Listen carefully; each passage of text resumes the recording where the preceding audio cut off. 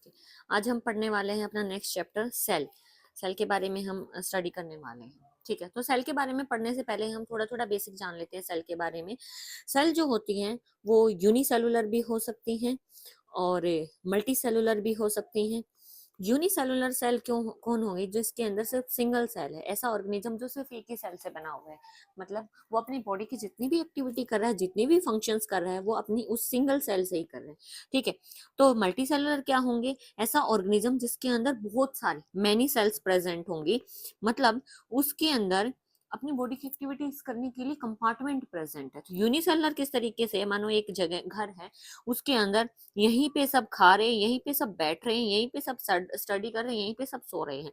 तो कहने का मतलब है ये कंपार्टमेंट नहीं है, इन्होंने रूम नहीं बना रखे। तो मल्टी सेलुलर क्या होता है? एक ऐसा घर है जो अच्छे से वेल मेंटेन्ड है, अच्छे खासे रूम बना रखे, हर काम के लिए अलग अलग रूम बना रखे। ठीक है, तो मल्टी टास्किंग के लिए मल्टी कंपार्टमेंट प्रेजेंट होंगे। तो जब ये सेल्स है, सबसे पहले किसने डिस्कवर कर की थी? सबसे पहले डिस्कवर की थी रॉबर्ट हुक ने। सेल की डिस्कवरी किसने की थी? रॉबर्ट हुक ने। रॉबर्ट हुक ने जो सेल की डिस्कवरी की थी वो की थी डेड सेल। डेड सेल को उन्होंने डिस्कवर किया था। उसके बाद फिर लिविंग सेल को डिस्कवर किसने किया? एंटोन ल्यूहोक ने। एंटोन ल्यूहोक ने सेल की जो लिविंग सेल है, एंटोन वॉन ल्यूहोक, उन्होंने लिविंग सेल के बारे में डिस्कवरी की। फिर न्यूक्लियस, न्यूक्लियस को किसने डिस्कवर किया? Robert brown. देखो, रॉबर्ट ब्राउन। डेड सेल को किसने डिस्कवर किया था? रॉबर्ट हुक ने डिस्कवर किया था। ओके, फिर कुछ साइंटिस्ट आए जिन्होंने सेल के बारे में बताया कि सेल के बारे में क्या क्या है। तो कुछ साइंटिस्ट के बारे में पढ़ लेते हैं, सेल थ्योरीज होती है। सबसे पहले आए मैथ्यूस शेल्डन। शेल्डन जो थे वो बोटनिस्ट थे। बोटनिस्ट कौन होते? जो प्लांट्स की स्टडी कर रहे होते हैं। उन्होंने 1838 के अंदर बताया कि जितने भी प्लांट्स है ना, वो क्या बने हुए हैं? डिफरेंट टाइप की ऑफ सेल से बने हुए हैं। जितने प्लांट है डिफरेंट टाइप के सेल से बने हुए हैं। फिर आते हैं श्वान। श्वान थे जूलॉजिस्ट। जूलॉजिस्ट थे, उन्होंने बताया कि एनिमल सेल्स की ना एक आउटर मेम्ब्रेन प्रेजेंट होती है, जिसको उन्होंने कहा प्लाज्मा मेम्ब्रेन। एनिमल सेल की आउटर मेम्ब्रेन प्रेजेंट है, जिसको कहा प्लाज्मा मेम्ब्रेन। उधर प्लांट सेल की भी एक सेल वॉल प्रेजेंट है, मतलब प्लांट सेल के अंदर भी एक मेम्ब्रेन प्रेजेंट है, और वो जो मेम्ब्रेन है उनको उन्होंने कहा कि ये क्या है? Cell wall. तो एनिमल्स के अंदर जो आउटर लेयर प्रेजेंट होगी, just keep in mind, animal cells के अंदर आउटर लेयर जो होती है एनिमल्स के अंदर, वो क्या होती है? प्लाज्मा मेम्ब्रेन, या फिर you can say cell membrane. Plasma membrane. और प्लांट्स के अंदर जो आउटर लेयर होगी वो कौन होगी? Cell wall. Cell wall. ठीक है, तो उन्होंने कहा कि भाई एनिमल्स के अंदर सेल वॉल फिर एब्सेंट होगी, डिवॉल्व होगा, सेल वॉल नहीं होगी इनके अंदर। ठीक है, ओके। अब इन्होंने ना, दोनों ने मिलकर थ्योरीज बना दी कि भाई सेल जो है वो बनी हुई अलग, ऑर्गेनिज्म जो बना हुआ है डिफरेंट टाइप की सेल से बना हुआ है। और प्लांट्स के अंदर क्या प्रेजेंट होती है? आउटर लेयर सेल वॉल होती है। एनिमल्स के अंदर आउटर लेयर क्या होती है? प्लाज्मा मेम्ब्रेन या फिर सेल मेम्ब्रेन कह सकते हैं। ठीक है, अब इनकी थ्योरी को देखते हुए एक साइंटिस्ट आए जिन्होंने इन दोनों की थ्योरीज को मिक्स करके एक थ्योरी बना दी। ठीक है, इन्होंने सेल थ्योरी को मॉडिफाई कर लिया, और इन्होंने भी क्या बताया सेल के बारे में कि भाई सेल जो है ना, क्योंकि ये शेल्डन और श्वान, इन्होंने ये तो बता दिया था कि सेल बनी हुई है और प्लाज्मा मेम्ब्रेन है, सेल मेम्ब्रेन है, लेकिन ये बात नहीं बता पाए थे कि जो सेल है वो पहली सेल किससे बनती है, फर्स्ट सेल किससे बनती है। तो ये आए रुडोल्फ विर्चो आए, जिन्होंने फर्स्ट सेल थ्योरी दी मॉडिफाइड की हुई, और उन्होंने कहा कि जो न्यू सेल होती हैं वो किससे बनी होती हैं? प्री एग्जिस्टिंग सेल से। प्री एग्जिस्टिंग सेल मतलब पहले से कोई सेल होगी, इसी से दो अगली सेल बनेंगी। ठीक है, तो ये थ्योरी किसने दी कि प्री एग्जिस्टिंग सेल से न्यू सेल बनती है, और इन्होंने इसका नाम दे दिया ओमनी सेलुला ई सेलुला। इसका मतलब क्या होता है कि नई सेल जो बनती है वो पुरानी सेल से बनती है। ठीक है, फिर आती हैं इन सबको मिक्स करके आज के टाइम पे हम कौन सी थ्योरी को एक्सेप्ट करते हैं? हम कहते हैं कि सारे ऑर्गेनिजम्स जो बने हुए हैं किससे बने हुए हैं? सेल से बने हुए हैं, या फिर प्रोडक्ट ऑफ सेल से बने, तो मतलब बहुत सारी सेल से बने हुए हैं। और जो सेल बनती है वो किससे बनती है? Pre existing cell. Pre existing मतलब जो सेल पहले से बनी हुई है ना, उसी से बाकी की नई सेल बन रही होती है। ठीक है, अब हम देख लेते हैं सेल के बारे में ओवरव्यू। ओवरव्यू में क्या देखेंगे हम? सेल का साइज, शेप किस तरीके की हो सकती है। तो प्रोकैरियोटिक सेल और हमने हमने पढ़ा यूकैरियोटिक सेल और यूनिसेलुलर और मल्टीसेलुलर पढ़ा। अब हम पढ़ते हैं प्रोकैरियोटिक सेल कौन सी होती हैं। और यूकैरियोटिक सेल कौन सी होती है? देखो, कैरियो का मतलब होता है न्यूक्लियस, कैरियो वर्ड का मतलब क्या होता है? न्यूक्लियस। प्रो का मतलब होता है प्रीमिटिव, जो बिल्कुल प्रीमिटिव स्टेज पे, प्राइमरी स्टेज पे है ना, ऐसी स्ट्रक्चर्स को हम क्या कहते हैं कि वो प्रो है अभी, ठीक है। फिर यू का मतलब होता है ट्रू, और कैरियो का मतलब न्यूक्लियस। तो ऐसी सेल जो अच्छा खासा न्यूक्लियस है। प्रोकैरियोटिक के अंदर न्यूक्लियस नहीं होता, न्यूक्लियस नहीं होता मतलब डिफाइंड न्यूक्लियस नहीं होता। ऐसी सेल्स को क्या कहेंगे हम? प्रोकैरियोटिक सेल कहेंगे। और यूकैरियोटिक ऐसी सेल जिनके अंदर न्यूक्लियस जो है वेल डिफाइंड है, न्यूक्लियस विजिबल है, वेल डिफाइंड न्यूक्लियस है, ऐसी सेल को हम क्या कहेंगे? यूकैरियोटिक सेल, ठीक है। ओके, तो प्रोकैरियोटिक सेल के बारे में देख लेते हैं एक बार। ऐसी लैक मेम्ब्रेन बाउंड ऑर्गनली, एक तो इनके अंदर मेम्ब्रेन बाउंड ऑर्गनली नहीं होती, ठीक है, कोई ऐसे खास ऑर्गनली नहीं प्रेजेंट होती कोई भी। इनके अंदर जेनेटिक मटेरियल भी ना ऐसे ही बिखरा पड़ा होता है, फैला पड़ा है, जैसे आंगन में कोई सामान ऐसे बिखरा पड़ा हो। यूकैरियोटिक सेल होती हैं जिनके अंदर मेम्ब्रेन बाउंड ऑर्गनली है। ऑर्गनलीज क्या होती हैं? जैसे हमारी बॉडी के अंदर फंक्शन करने के लिए ऑर्गन होते हैं ना, ऐसे ही सेल के अंदर काम करने के लिए प्रेजेंट होती है। इन स्ट्रक्चर्स को हम क्या कहते हैं? ऑर्गनली कहते हैं, ठीक है। ओके, तो इनके अंदर मेम्ब्रेन बाउंड ऑर्गनली होती है, मतलब ऐसी ऑर्गनली हैं जिनके अंदर मेम्ब्रेन भी प्रेजेंट है। प्रोकैरियोट के अंदर तो कुछ नहीं है, लाइक मेम्ब्रेन बाउंड, कोई मेम्ब्रेन बाउंड ऑर्गनली ही नहीं है, ठीक है, मेम्ब्रेन लेस प्रेजेंट है, ऐसे ही पड़े हुए हैं, बिखरे हुए हैं। अब देखो, मेम्ब्रेन बाउंड ऑर्गनली प्रेजेंट होती है यूकैरियोट के अंदर। न्यूक्लियस है, एंडोप्लाज्मिक रेक्टिकुलम है, गोल्गी कॉम्प्लेक्स है, लाइसोसोम है, माइटोकॉन्ड्रिया, माइक्रोबॉडीज, वैक्यूल, ये सारे किसमें प्रेजेंट होते हैं? यूकैरियोटिक सेल्स के अंदर। ओके, नाउ सेल के अंदर जो फ्लूइड प्रेजेंट होता है, मानो ये सेल, इसके अंदर ये जो फ्लूइड प्रेजेंट है, ये जो मैट्रिक्स के अंदर प्रेजेंट है, इसको हम कहते हैं, इस फ्लूइड को हम कहते हैं, फ्लूइड को क्या बोलते हैं? बेसिकली प्लाज्मा बोलते हैं, है ना। तो सेल, साइटो का मतलब क्या होता है? सेल, और प्लाज्म का मतलब होता है फ्लूइड। प्लाज्म का मतलब क्या होता है? फ्लूइड। तो जो सेल का फ्लूइड है उसको हम क्या कह रहे हैं? साइटोप्लाज्म कह रहे हैं, ठीक है। यहीं के ऊपर सारी, इसी फ्लूइड के अंदर सारी सेलुलर एक्टिविटी होती है, प्लांट में भी और एनिमल सेल में। साइटोप्लाज्म हर किसी में है, एनिमल सेल में भी है और प्लांट सेल में भी है, ठीक है। केमिकल रिएक्शंस भी यहीं पे हो रही हैं सेल को लिविंग स्टेट में रखने के लिए। सेल को लिविंग स्टेट में मतलब रेस्पिरेशन कराने के लिए भी एक्टिविटी कहाँ हो रही है? इसे फ्लूइड के अंदर ही चल रही है। नेक्स्ट है राइबोसोम। राइबोसोम क्या प्रेजेंट होते हैं? राइबोसोम्स को हम कहते हैं प्रोटीन फैक्ट्री। प्रोटीन फैक्ट्री जो क्या बनाने में हेल्प करते हैं? हमें प्रोटीन बनाने में हेल्प करते हैं। अब जो राइबोसोम होते हैं ना, वो कोई मेम्ब्रेन स्ट्रक्चर्स नहीं है, मतलब इनकी कोई मेम्ब्रेन नहीं है, ऐसे ही बिखरे पड़े होते हैं इस तरीके से, ठीक है। तो ये प्रोकैरियोट में भी होंगे और यूकैरियोट्स में भी होंगे। अब प्रोकैरियोट्स के अंदर जो राइबोसोम होता है, ओके, दो तरीके के राइबोसोम होते हैं, एक होता है 70S, एक होता है 80S। प्रोकैरियोट्स के अंदर जो राइबोसोम होते हैं वो होते हैं 70S टाइप के, और यूकैरियोट्स के अंदर होते हैं वो होते हैं 80S टाइप के। प्रोकैरियोट के अंदर 70S टाइप के, ठीक है। तो राइबोसोम्स प्रेजेंट होते हैं एनिमल, ओके, एनिमल सेल के अंदर एक और फंक्शन है जो प्लांट सेल के अंदर नहीं होता।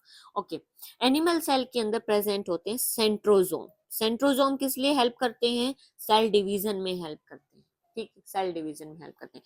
अब प्लांट सेल के पास भी एक ऐसा फीचर है जो एनिमल सेल के पास या तो होता नहीं, होता है तो बहुत छोटा होता है। वो क्या होता है? वैक्यूल। वैक्यूल। प्लांट सेल का तो लगभग 90% एरिया किसने कवर कर रखा होता है? वैक्यूल ने कवर कर रखा होता है, ठीक है। एनिमल सेल के अंदर या तो वैक्यूल होगा नहीं, होगा तो बहुत स्मॉलर साइज का होगा, ठीक है। अब देखते हैं साइज। साइज, हर सेल का साइज ना अलग अलग हो सकता है, हर सेल का साइज। सबसे छोटी सेल होती है माइकोप्लाज्मा, माइकोप्लाज्मा। और सबसे बड़ी सेल होती है ह्यूमन बॉडी के अंदर नर्व सेल, नर्व सेल होती है। अगर वर्ल्ड वाइड देखें, ग्लोबली देखें, तो सबसे बड़ी सेल होती है ओस्ट्रिच का एग, ठीक है, उसकी सेल जो होती है वो सबसे लंबी बड़ी बड़ी सेल है।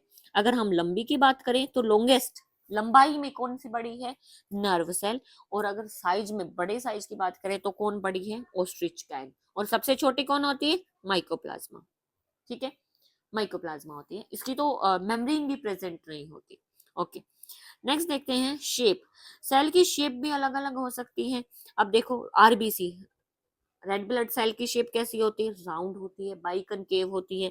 डब्ल्यूबीसी की अमीबोइड होती है, you can see here WBC. RBC ये देखो, ठीक है। कोल्यूमलर एपिथेलियल सेल्स कैसी है, ऐसे लंबी लंबी है, कोलम जैसी पिलर लाइक सेल होती है, ठीक है। नेक्स्ट देखो नर्व सेल, ये नर्व सेल देखो, यू कैन सी हियर, ये ब्रांच स्ट्रक्चर्स नजर आ रही है आपको।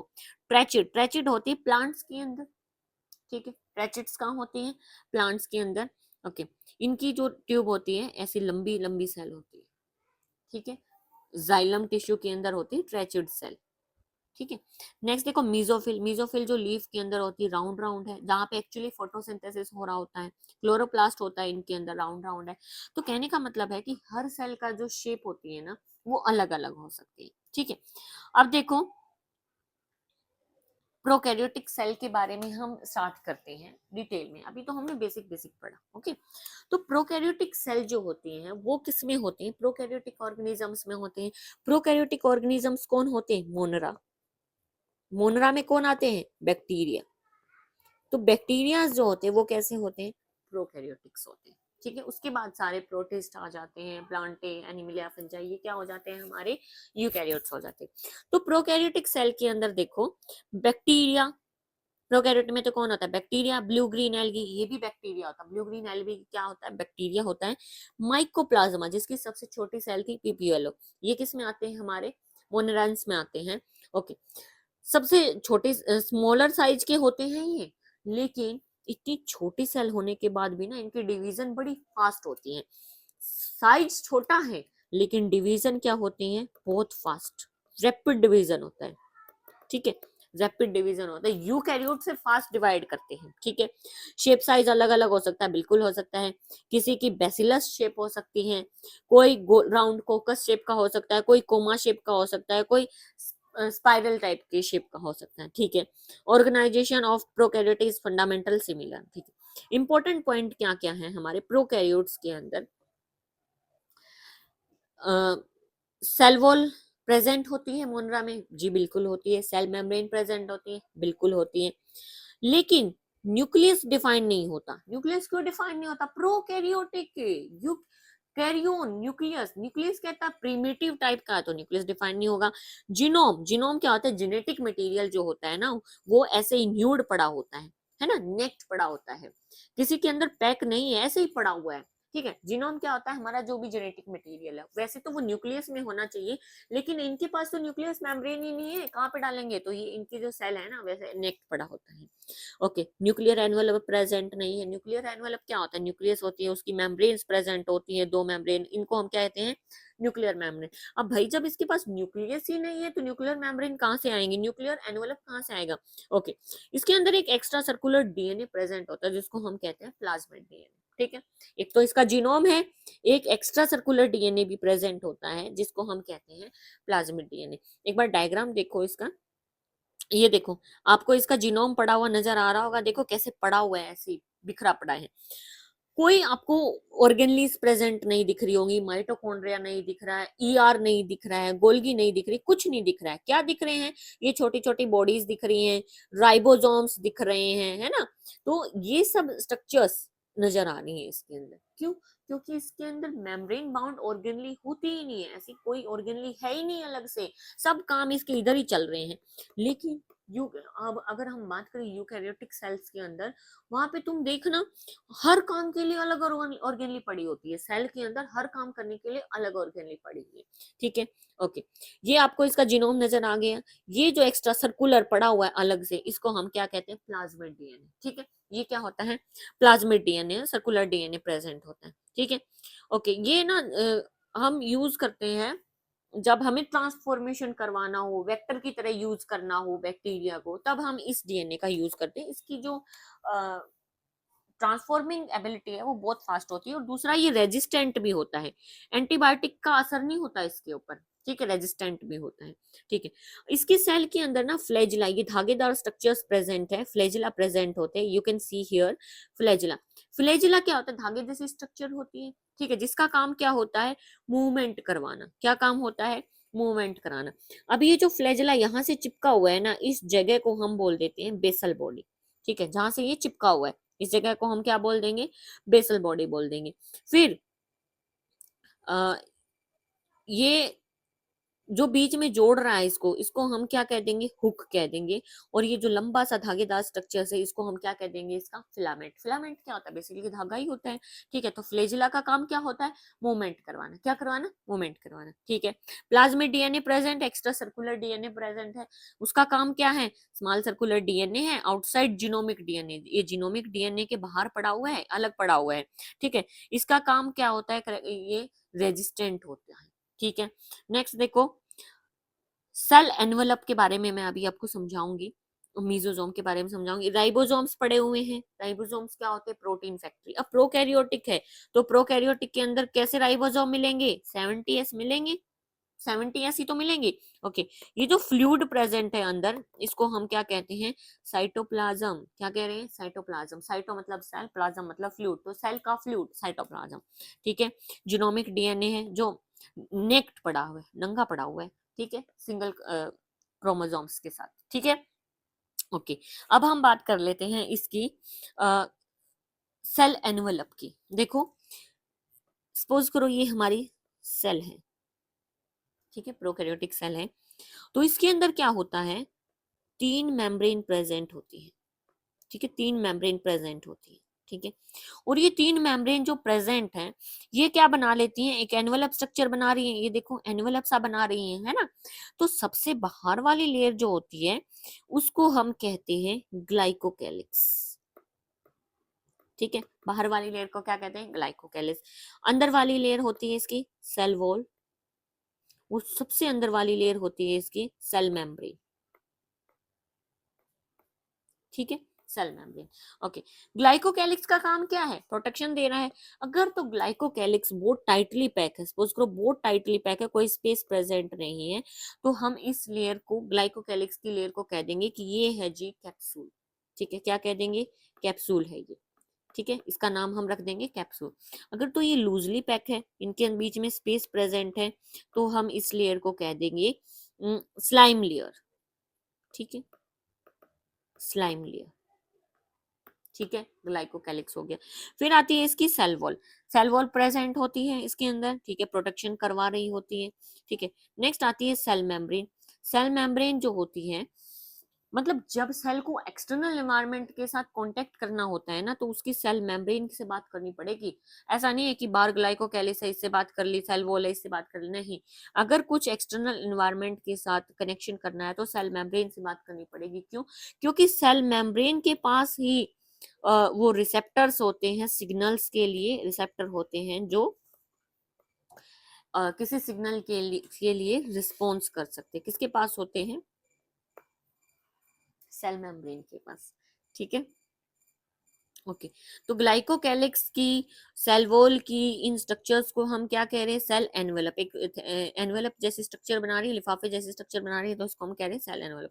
बाहर की लेयर है ग्लाइकोकैलिक्स, अगर लूज है तो हम इसको कहेंगे स्लाइम लेयर, अगर ये टाइट है तो कैप्सूल। सबसे अंदर वाली होती है प्लाज्मा मेम्ब्रेन, बीच वाली होती है सेल वॉल। अब ओके, सरफेस के ऊपर हम बाद में आएंगे फ्लैजिला के बारे में। ओके, अब एक बार ये सेल मेम्ब्रेन हम इसकी देख लेते हैं, अगर आपको डायग्राम में नजर आ रहा है तो। हाँ, देखो, जो सेल मेम्ब्रेन होती है इसकी सबसे अंदर वाली लेयर होती है ना, वो क्या कर लेती है, फोल्डिंग कर लेती है। ये जो सेल मेम्ब्रेन है ना, ये क्या कर लेगी, ऐसे प्रेजेंट है, कहीं कहीं से ऐसे फोल्डिंग हो जाती है, इस तरीके से सेल मेम्ब्रेन फोल्डिंग हो जाती है। तो ये जब ये फोल्डिंग कर लेती है ना, इस सेल मेम्ब्रेन को हम कहते हैं mesosome. What is mesosome, foldings of, infoldings of cell membrane. क्यों कर रही है इन फोल्डिंग्स, सरफेस एरिया बढ़ा रही है, सरफेस एरिया बढ़ा रही है मैक्सिमम रेस्पिरेशन के लिए, मैक्सिमम एक्टिविटीज के लिए। ठीक है, ओके, तो ये मीजोजोम्स होती हैं। क्या होती है mesosomes, folding of this cell membrane. ठीक है, चलो नेक्स्ट देखते हैं हम। अब स्टेनिंग के बेसिस पे, स्टेनिंग के बेसिस पे बैक्टीरिया को ना एक साइंटिस्ट आए थे जिनका नाम था ग्राम। उन्होंने स्टेनिंग के बेसिस पे, डाई के बेसिस पे बैक्टीरियाज को दो नाम दे दिए। एक नाम दे दिया ग्राम पॉजिटिव बैक्टीरिया और एक नाम दे दिया gram negative bacteria. Positive, positive bacteria वो होता है जो स्टेनिंग को ले लेता है, जो स्टेनिंग को ले लेता है, और अगर अल्कोहल के साथ भी इसको वॉश किया जाए तो ये स्टेनिंग रिमूव नहीं होती, डाई जो है वो रिमूव नहीं होती। ग्राम नेगेटिव होता है जो स्टेनिंग को ना ले, स्टेनिंग को ना ले। ठीक है, तो बस स्टेनिंग के बेसिस पे इनको नाम दे दिया ग्राम पॉजिटिव ग्राम नेगेटिव। जो स्टेनिंग को ले लेता है अपने अंदर उसको बोल दिया ग्राम पॉजिटिव, जो स्टेनिंग को ना ले उसको बोल दिया ग्राम नेगेटिव। ठीक है, ओके। अब ये देखो, ग्राम पॉजिटिव जो स्टेनिंग ले ले और नेगेटिव जो स्टेनिंग को ना ले। ठीक है, उन्होंने ग्राम, ग्राम इन्होंने अपने नाम से रख दिया था, साइंटिस्ट का नाम था ग्राम, तो उन्होंने ना इसका नाम भी ऐसे ग्राम के नाम से रख दिया, अपने नाम से ही लिख दिया। ठीक है, अब सरफेस के ऊपर क्या क्या प्रेजेंट होते हैं? फ्लैजिला, अभी हमने देखा था, एक फिलामेंटस एक्सटेंशन होती है जो क्या करवा रही होते हैं? मोबिलिटी करा रही है। पीलिया, पिलाई, पिलाई भी क्या होती है? एक एक्सटर्नल ट्यूब्यूल जैसी स्ट्रक्चर्स होती है जो प्रोटीन की बनी होती है, प्रोटीन की बनी होती है। फिम्ब्री, फिम्ब्री होती है उंगलियों जैसी स्ट्रक्चर्स, उंगलियों जैसी स्ट्रक्चर्स होती हैं। ये क्या करती हैं? ब्रिसल लाइक फाइबर्स होते हैं, है ना, ब्रिसल लाइक है, जैसे ब्रश के ऊपर होते हैं इस तरीके से। ये क्या करती हैं? ये पिलाई और फिम्ब्राई। फ्लैजिला का तो काम क्या था? मूवमेंट करवाना। बैटरी खत्म हो गई।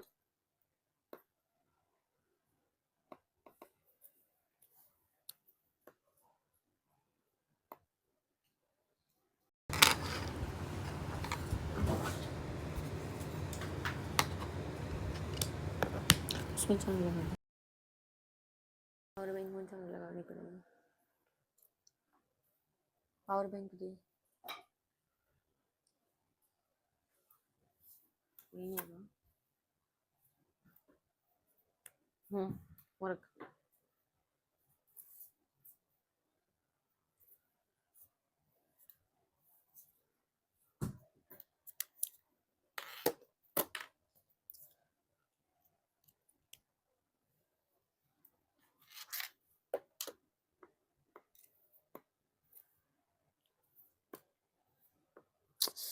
बैटरी खत्म हो गई।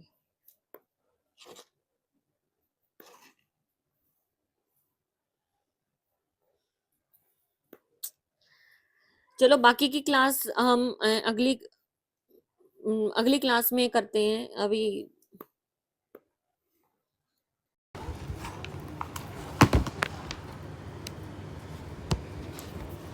जस्ट अ सेकेंड, बैटरी तो हाँ, ओके।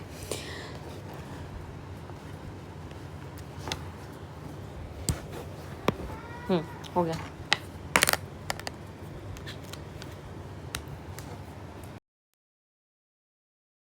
चलो अब हम करेंगे। तो फ्लैजिला का काम क्या था? मूवमेंट करवा रहा था, ये मोबिलिटी करवा रहा था सेल की, है ना। पिलाई और फिम्ब्राई का काम होता है अटैचमेंट करवाना। किसको अटैचमेंट करवाएगा? ये बैक्टीरिया की सेल को अटैचमेंट करवा रहा है, बैक्टीरिया को करवा रहा है, बेसिकली एक ही सेल से बने हुए हैं वो, तो उनको सबस्ट्रेटम के साथ अटैच करवाता है।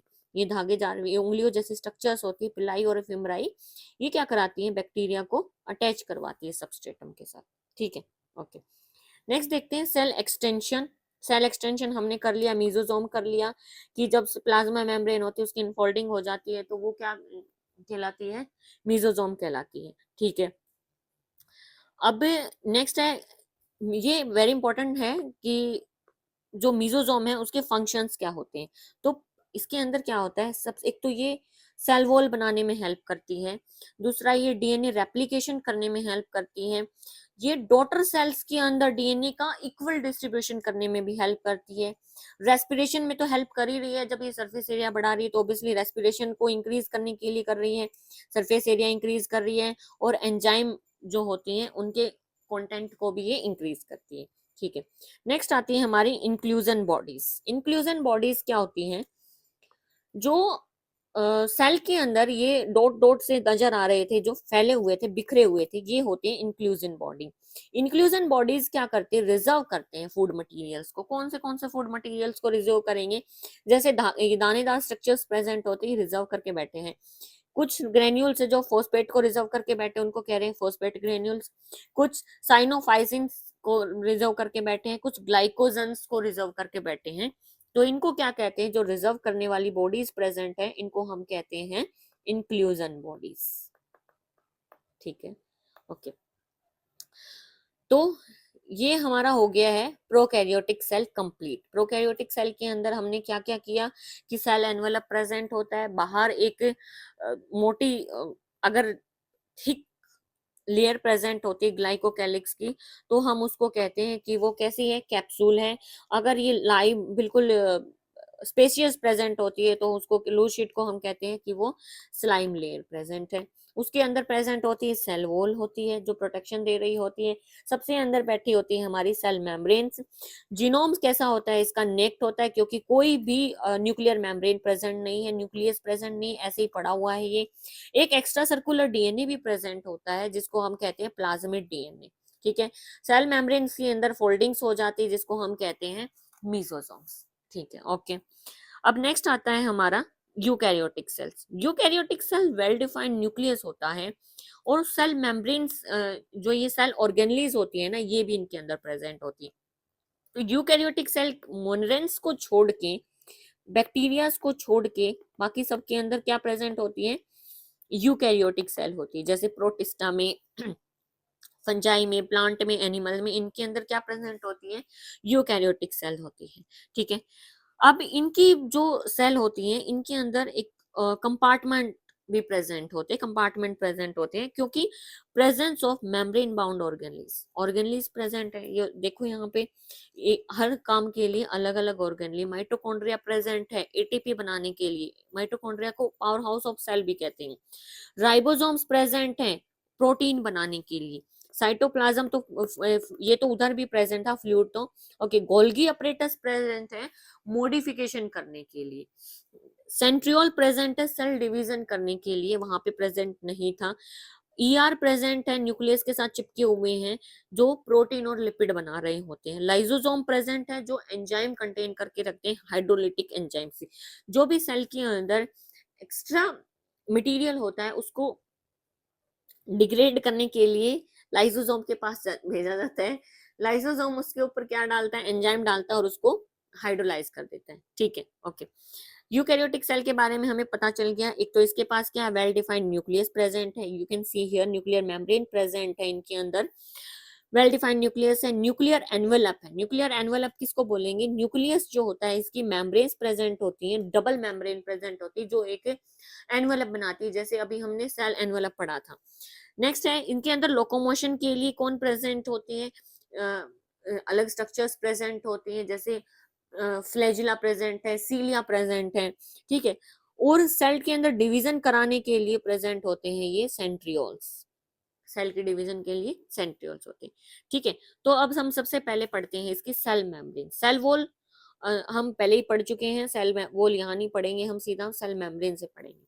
ठीक है, ओके। और एनिमल सेल के अंदर तो सेल वॉल प्रेजेंट भी नहीं होती। ठीक है, अब जो सेल मेम्ब्रेन होती है वो किसकी बनी होती है, लिपिड और प्रोटीन की बनी होती है, और कुछ एक्स्ट्रा चीजें प्रेजेंट होती है, जैसे कोलेस्ट्रॉल प्रेजेंट है। ठीक है, तो लिपिड जो होती है फोस्फोलिपिड होती है, फॉस्फेट ग्रुप जुड़ा होता है, और दो लिपिड की लेयर प्रेजेंट होती है, बाई लेयर लिपिड होती है। ठीक है, और एक बीच बीच में इनके प्रोटीन बना होता है। तो इसकी स्ट्रक्चर्स किस तरीके से होती है, इस तरीके से होती है, जैसे सी ऑफ लिपिड में क्या प्रेजेंट हो, प्रोटीन के आइसबर्ग प्रेजेंट हो। मतलब कि भाई पूरा लिपिड का एक समुद्र है, उसके अंदर कहीं कहीं पे प्रोटीन का आइसबर्ग प्रेजेंट है। ठीक है, ओके। तो इसके अंदर क्या पढ़ेंगे हम, सबसे पहले इसकी जो थ्योरी दी थी, जो सक्सेसफुल थ्योरी है, वो है फ्लूइड मोजाइक मॉडल। इसका फ्लूइड मोजाइक मॉडल है। इसके अंदर क्या होता है, लिपिड जो बनी होती है डबल लेयर की बनी होती है, एक ऊपर की लेयर प्रेजेंट है लिपिड की, एक नीचे की लेयर प्रेजेंट है लिपिड की। ठीक है, लिपिड की लेयर प्रेजेंट है। अब जो लिपिड की ऊपर वाली लेयर प्रेजेंट है, एक नीचे लिपिड की लेयर प्रेजेंट है। इस तरीके से। लिपिड के ना दो एंड होते हैं, एक होता है हेड, एक होता है टेल। लिपिड का जो हेड होता है वो होता है वाटर लविंग, या फिर कह सकते हैं हाइड्रोफिलिक,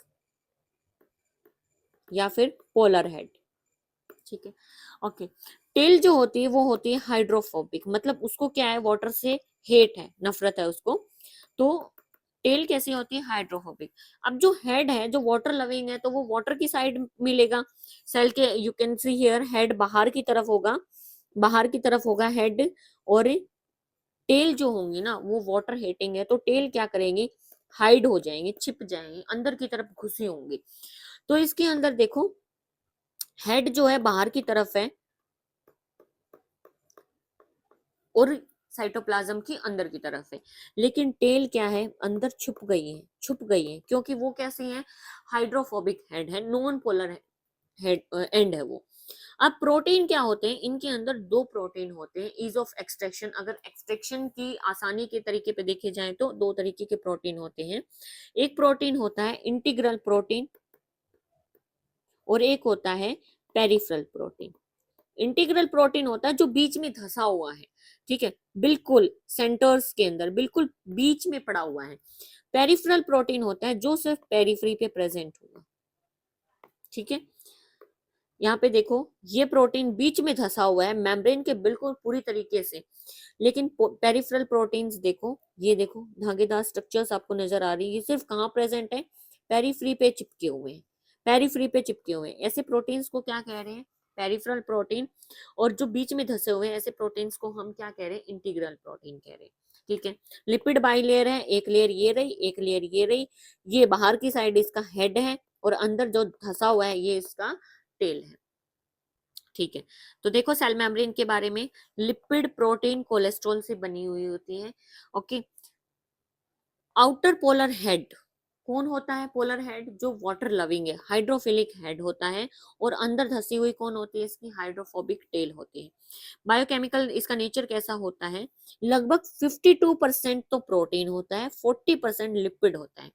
जो बच गया 8% उसके अंदर क्या होती है, कोलेस्ट्रॉल हो गया, ग्लूकोज हो गया, ग्लाइकोजेंस हो गए, ये जो चीजें होती है ये बच जाती हैं, इसके अंदर आ जाएंगे। अब फ्लूइड मोजाइक मॉडल किसने दिया था, सिंगर एंड निकोलसन ने दिया था, इंपॉर्टेंट मॉडल है ये। इन्होंने कहा था कि जो क्वासी फ्लूइड नेचर है ना, इसके अंदर मूवमेंट जो हो रही होती है वो लेटरल मूवमेंट हो रही है, मतलब इनके अंदर अगर हम प्रोटीन की मूवमेंट देखेंगे तो इस तरीके से मूव करेगा, लेटरल पोजीशन में मूव करेगा, साइड बाय साइड मूव करता रहेगा। और इसी से हम बता सकते हैं कि फ्लूइडिटी कैसी है। अगर प्रोटीन बहुत फास्ट मूव कर सकता है, इसका मतलब फ्लूइडिटी क्या है, बहुत हाई है। और अगर प्रोटीन बहुत धीरे धीरे मूव कर रहा है, इसके अंदर मूवमेंट, लेटरल मूवमेंट धीरे धीरे हो रही है, मतलब फ्लूइडिटी बहुत ज्यादा थिक कंसिस्टेंसी है। तो इसके बेसिस पे हम फ्लूइडिटी बता सकते हैं इसकी। ठीक है, अब फ्लूइडिटी के फंक्शंस क्या है, सेल ग्रोथ में करेगा, सिक्रीशन कराएगा, एंडोसाइटोसिस। एंडोसाइटोसिस का मतलब होता है इनटेक करना, किसी चीज का अपने सेल के अंदर इनटेक कर लेना, सेल डिवीजन में कराना, formation of intercellular junctions. Junctions अभी प्लाज्मोडेस्माटा हम पढ़ेंगे। और क्या कराएगा ये, मॉलिक्यूल्स का ट्रांसपोर्ट कराने में भी हेल्प करेगा, मॉलिक्यूल्स का ट्रांसपोर्ट कराने में भी हेल्प करेगा। ठीक है, अब हम जंक्शंस पढ़ लेते हैं। सपोज करो ये दो सेल प्रेजेंट है, इन दोनों सेल्स को जब जोड़ रहे होते हैं इनके बीच में एक कनेक्शन होता है, एक दूसरे से चिपकी हुई होती हैं। इस चिपके हुए सीमेंटिंग मटेरियल को, इस जगह को हम कहते हैं लेमेला, लेमेला कहेंगे। और इनके बीच में से जो मटेरियल का एक्सचेंज हो रहा है दो सेल्स के बीच में, ये बना देता है एक जंक्शन, जंक्शन बना देता है, एक स्पेस बना देता है। इस जंक्शन को क्या कहते हैं, दो सेल्स के बीच में जो है, प्लाज्मोडेस्माटा। इस जंक्शन को क्या कहेंगे, प्लाज्मोडेस्माटा। तो ये जंक्शन में भी कौन हेल्प कर रहा है, ये फ्लूइड मॉडल जो है इसका यही हेल्प कर रहा है। तो प्लाज्मा मेम्ब्रेन क्या होती है, सिलेक्टिवली परमिएबल होती है। सिलेक्टिवली परमिएबल मतलब क्या है, कि ऐसे हर मॉलिक्यूल को वो सेल के अंदर एंट्री नहीं करने देगी, वो सेलेक्ट करती है कि किस मॉलिक्यूल को अंदर जाने देना है। ओके, अब इसकी परमिएबिलिटी के बेसिस पे हम कुछ ट्रांसपोर्ट कर लेते हैं, जैसे पैसिव ट्रांसपोर्ट। पैसिव ट्रांसपोर्ट होता है जब किसी मॉलिक्यूल को सेल के अंदर जाने के लिए कुछ किसी चीज की जरूरत नहीं, ना एनर्जी की जरूरत है, ना किसी एक्सटर्नल फोर्स की जरूरत है, वो बिल्कुल आसानी से कंसंट्रेशन ग्रेडियंट देखिएगा हाई से लो की तरफ मूव कर जाएगा। ऑस्मोसिस या डिफ्यूजन, वाटर का जो ऑस्मोसिस क्या होता है, वाटर का मूवमेंट होता है अलोंग द कंसंट्रेशन ग्रेडियंट, ये भी कंसंट्रेशन ग्रेडियंट देख के जाएगा। फिर आता है एक्टिव ट्रांसपोर्ट। एक्टिव ट्रांसपोर्ट होता है जब किसी को अगेंस्ट द कंसंट्रेशन ग्रेडियंट जाना, मतलब लोअर कंसंट्रेशन से हायर कंसंट्रेशन की तरफ जाना है, तो उनको क्या चाहिए, थोड़ी एनर्जी की जरूरत पड़ेगी, या एक्सटर्नल फोर्स जो पंप लगे होते हैं, सोडियम पोटेशियम पंप, उनकी जरूरत पड़ेगी। ठीक है, नेक्स्ट आता है हमारा सेल वॉल। सेल वॉल क्या होती है, सेल मेम्ब्रेन के बाहर वाली लेयर प्रेजेंट होती है सेल वॉल। सेल वॉल क्या होती है, रिजिड स्ट्रक्चर्स प्रेजेंट होती है। हर एक यूकैरियोटिक सेल के अंदर सेल वॉल जो बनी होती है अलग अलग मटेरियल से बनी होती है। जैसे देखो प्लांट्स के अंदर सेल वॉल किसकी बनी होती है, सेलुलोज की बनी होती है, हेमी सेलुलोज की बनी होती है, पैक्टिन या प्रोटीन्स की बनी होती है। एल्गी के अंदर किसकी बनी होती है, मेनेंस एंड ग्लेक्टन्स की बनी होती है। सेलुलोज तो है ही है, मेनेंस एंड ग्लेक्टन्स भी है उसके अंदर। फंजाई के अंदर जो सेल वॉल बनी होती है वो होती है काइटिन की। ठीक है, सेल वॉल अलग अलग तरीके की बनी होती है। प्लांट्स के अंदर सेलुलोज हेमी सेलुलोज ले रहे हैं, एल्गा के अंदर मेनन ग्लेक्टेंस सेलुलोज ले रहे हैं, और फंजाई के अंदर कौन ले रहे हैं, काइटिन और पॉलीसेकेराइड की सेल वॉल बनी होती है। ठीक है, अब प्लांट सेल के अंदर सेल वॉल प्रेजेंट होती है, एनिमल सेल के अंदर तो सेल वॉल प्रेजेंट ही नहीं होती। ठीक है, प्लास्टिड, प्लास्टिड कहाँ होता है, प्लास्टिड कहाँ होता है, प्लांट्स के अंदर होता है जहाँ पे फोटोसिंथेसिस करवा रहे। क्लोरोप्लास्ट क्या है, प्लास्टिड ही तो है, तो प्लांट सेल में होगा, एनिमल सेल में थोड़ी फोटोसिंथेसिस हो रहा है। अब सेंट्रल वैक्यूल, मैंने शुरू में ही बताया था, वैक्यूल जो होता है प्लांट सेल में होता है, लार्ज साइज का होता है। एनिमल्स में या तो वैक्यूल होगा ही नहीं, या तो बहुत छोटा होगा, एनिमल्स में नहीं होगा। सेंट्रियोल प्लांट सेल में नहीं होता, किस में होता है, एनिमल सेल में होता है सेंट्रियोल, जो सेल डिवीजन करवाने में हेल्प करता है। तो प्लांट सेल में नहीं होता, वो किस में होता है, एनिमल सेल में। ओके, सेल वॉल के बारे में पढ़ लेते हैं हम। सेल वॉल जो होती है रिजिड स्ट्रक्चर होती है, सेल को शेप देती है, शेप दे रही होती है, और मैकेनिकल सपोर्ट भी दे रही है। रिजिड है भाई, टाइट, काफी सख्त हार्ड है, तो मैकेनिकल सपोर्ट भी दे रही है। और क्या करती है, सेल को बस्टिंग से बचाती है, फटने से बचाती है, डैमेज से बचा रही है, इन्फेक्शन से बचा रही है। ठीक है, सेल टू सेल इंटरेक्शन करवा रही है। You can see here cell to cell interaction, कोई तो हम पढ़ रहे थे अभी कि प्लाज्मा लैमेला प्रेजेंट है, इनके बीच में डेस्मेटा प्रेजेंट है, तो सेल को एक दूसरे के सेल के साथ जोड़ रही है, जंक्शंस बनवा रही है। और क्या कर रही है, बैरियर्स बना रही है, मतलब मोटे मॉलिक्यूल्स को, लार्जर साइज के मॉलिक्यूल्स को अंदर ही नहीं आने देगी, इतनी रिजिड है। स्मॉलर साइज के मॉलिक्यूल्स को ही आने देगी, ये नहीं पहचान सकती कि कौन सा ठीक है कौन सा नहीं है। उसको आगे का पहचानने के लिए, आगे चेक पॉइंट कौन है, हमारा सेल मेम्ब्रेन है, वो पहचानेगा कि किसको जाने देना किसको नहीं, तभी तो उसका नेचर कैसा होता है, सेमी परमिएबल होता है। ठीक है, ओके, ये सेल वॉल के बारे में देख लेते हैं, primary cell wall, secondary cell wall. जब प्राइमरी सेल वॉल हट जाती है ना, तब निकल के आती है secondary cell wall. Primary cell wall के रिमूव होने के बाद निकलती है सेकेंडरी सेल वॉल। अब क्या है, ये जंक्शंस है, इन जंक्शंस को क्या कह रहे हैं, प्लाज्मोडेस्मेटा, जिसके अंदर ट्रांसफॉर्मेशन हो रहा है एडजेसेंट सेल्स के बीच में। ठीक है, मिडल लैमेला, मिडल लैमेला बना होता है कैल्शियम पैक्टेट का, जो दो सेल्स के बीच में सीमेंटिंग मटेरियल की तरह काम करता है, दो सेल्स को एक दूसरे से साथ चिपकाता है। ठीक है, नेक्स्ट आता है हमारा, okay, you can see here primary cell wall gradually diminish and as cell mature secondary cell wall formed, this is called secondary cell wall. कह रहा है कि जब प्राइमरी सेल वॉल धीरे धीरे खत्म हो जाती है, तब क्या नई सेल बनती है, जिसको हम क्या कहते हैं, सेकेंडरी सेल वॉल कहते हैं। किसकी साइड बन रही है, वो भी प्लाज्मा मेम्ब्रेन की साइड, अंदर की साइड बन रही है। ठीक है, नेक्स्ट आता है हमारा एंडोमेम्ब्रेन सिस्टम। एंडोमेम्ब्रेन सिस्टम क्या होता है, ये हम नेक्स्ट क्लास में करते हैं। बचा हुआ थोड़ा सा टॉपिक, जितना चैप्टर है ये हम नेक्स्ट क्लास में कर लेते हैं।